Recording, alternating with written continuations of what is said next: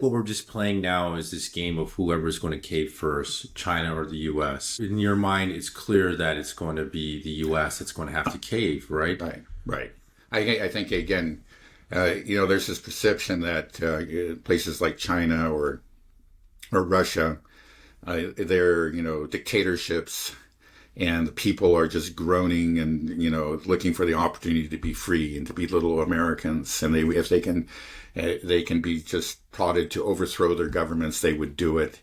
And I think that's not an exaggeration. Clearly, it was what a lot of people believed when the economic war was launched against Russia. And it's just obviously has failed miserably. Now we're launching an economic war against China, and based on some of the same assumptions. But I think you got it completely wrong. Actually, Xi Jinping, first of all, as you're launching the war, like I said last time, the other side sees who's at fault here. It wasn't China that launched this war against the U.S. It's the other way around. So you'll have, unity in China. But there was preceding that, the launching of this economic war, the satisfaction of the average Chinese with the Chinese government, in particular with Xi Jinping's leadership, was quite high. People were, and I think you know this well, in general, people are pleased with their government. And I think like the support for the government in China is actually quite a bit higher than the support for the U.S. government, or for the French government, for that matter. For a lot of Western governments, these declared democracies are actually not very popular at all, with their people. So just looking at that, there's more. I think there's going to be much more popular support. The popular support is much firmer in China than it is in the U.S. And I think there's every reason to believe, especially because all the negative consequences, the short-term negative consequences, are going to appear more rapidly. That there will be negative consequences in China, but I think they'll be even more obvious and more rapid within the U.S. And that Trump, who only has 43% approval rating, is going to be in real trouble. And he may just reverse himself again, like he has, was in so many of these trade conflicts already. Okay, so if the U.S. caves to China in this trade war, we can't handle the pain, which I'm sure we won't be able to. What does that mean if we cave in? Does it mean that we just admit that we're the loser and we look kind of stupid, but nothing really changes? We can go back to normal and buy our laptops at a normal price? Yeah, it's going to be tough. Of course, Trump will never admit to being the loser. You know that. He'll say something that this was incredible, we achieved this, and there will be his supporters who rationalize it. No matter what he does, he reverses himself. This was a brilliant, tactical move. He's the deal maker. He reverses himself again. More brilliance, This Right. is what we'll see. But I think most people will see through it. He backed down. This was stupid. And, he lost this economic war. Do you think he will back down? This is what I'm afraid of, though. It's like he can't admit that he's the loser. He's the art of the deal. Right. If it's just so obvious that, hey, this completely failed and we went through a lot of pain, and basically what you did is you just proved to the world that the U.S. is not the indispensable nation. It's actually a giant bully, and we don't need you anymore. People need China more than they need the United States. Basically, that's what this is a litmus test of, right? Yeah. No, I think, and that is huge. The impact of could be absolutely huge. We've already talked about that in the context of Russia, right? This was, the Russians demonstrated that you could survive without the West. And that, I think, really surprised and impressed much of the world. And that really changed the perception of things already. But this will simply strengthen that perception. And to a great degree, it'll, if you see the American economy, really collapsing, and you see China surviving and thriving, and much of the world reorienting its way towards China, which is actually, that doesn't come out of nowhere. That trend already exists, but these actions by the U.S. government, both against Russia and China, are accelerating that trend, and again, taking us towards multipolarity.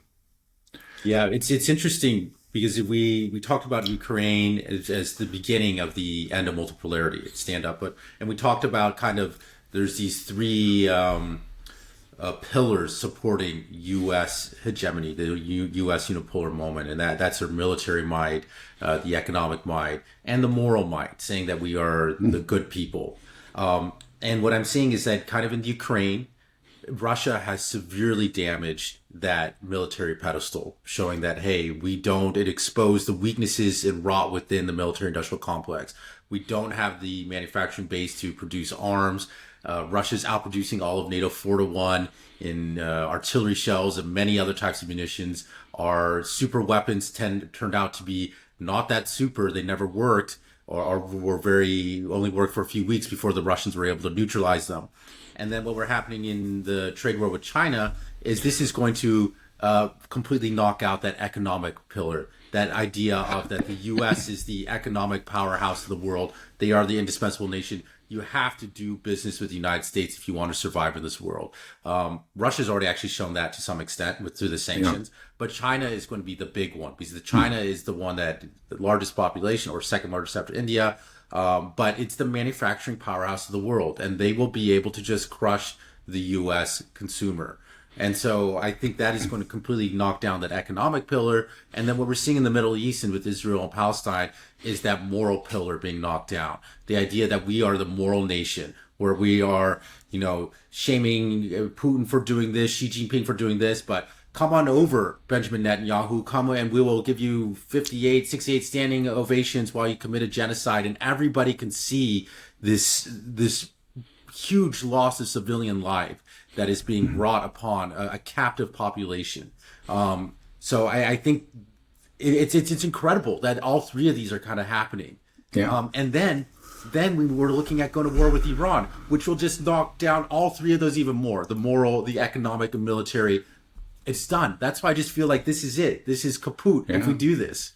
Yeah, no, I think you're right. I mean, it's just, I could see that again, these pillars, as you described them, were already crumbling, but because of these recent actions taken by the Trump administration, the economic war and the potential war against Iran, what he's doing is he's accelerating those trends. Yeah, I think they're all collapsing. I'd also just like to add that the impact of the Chinese economic war is probably going to be even greater, domestically within the U.S. than the impact of the conflict with Russia. And the reason is that, though what you said was completely true, that a lot of these American wonder weapons were demonstrated to be, not so wonderful, and so on and so forth. And also that the fact that Russia withstood the sanctions very well and is actually doing quite a bit better than the Western countries right now economically. That fact, I think, by and large, not entirely, but by and large, has been hidden from the American public.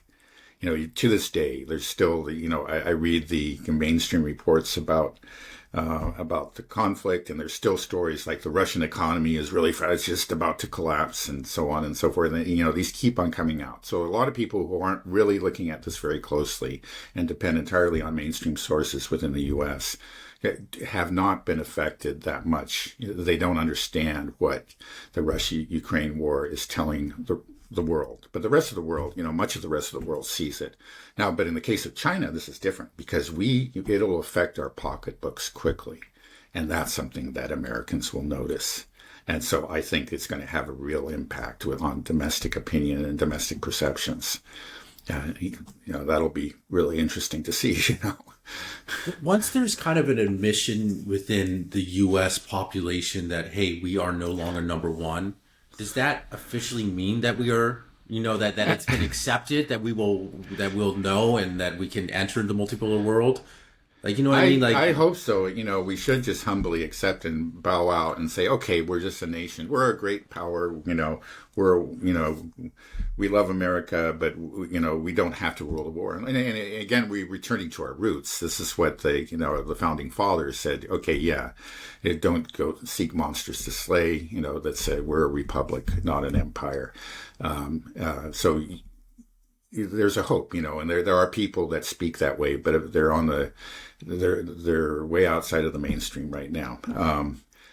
I certainly hope that that's what will happen, but I just am afraid that we're not going to gracefully bow out. There's going to be a lot of chest thumping and finger pointing and saying, we were number one, or unchallenged, rulers of the world. But Trump, with his crazy ideas, he's the cause of all this. And, you'll have people like the Biden, the Jake Sullivans and the Anthony Blinkens coming back and reinstituting all their policies, and probably keeping a lot of the Trump policies too. There seems to be a rest, like all the bad ideas that Trump had from his first administration, tearing up the JCPOA with Iran, for example, moving the embassy to Jerusalem, annexing the Golan Heights. All those were accepted by the Biden administration. So I'm afraid that we'll just get sort of a different flavor of American exceptionalism, with our next administration, whatever it is. And it's just not going to die that easily. It has to die at some point, but it may just die in just a heap of rubble rather than, gracefully and, through a voluntary acceptance of the new reality. Yeah. The problem is just our politicians, that's all they know how to talk about is American exceptionalism. But if the American population begins to reject that American exceptionalism and says like, hey, we need to, take a little slice of humble pie here. We aren't number one. This didn't work out with us when we tried to brandish our military might and our economic might. It's backfired. And every politician will go up there and say, we have this best military in the world. We are the indispensable nation. We are America, the shining light on the hill, and if it doesn't elicit that hoorah from the crowd, then maybe politicians will look at the sign like, ooh, maybe I can't just play on this America number one and wave my number one foam finger, the whole time. Right. Well, I hope you're right. You may be. I hope, there's a potential for that. I'm just not that confident. Neither am I. Just seeing, it's just the way so many people talk on X and Twitter. It's just like, we're the best, and it's just it's infuriating. This braggadocious behavior that's not founded in anything.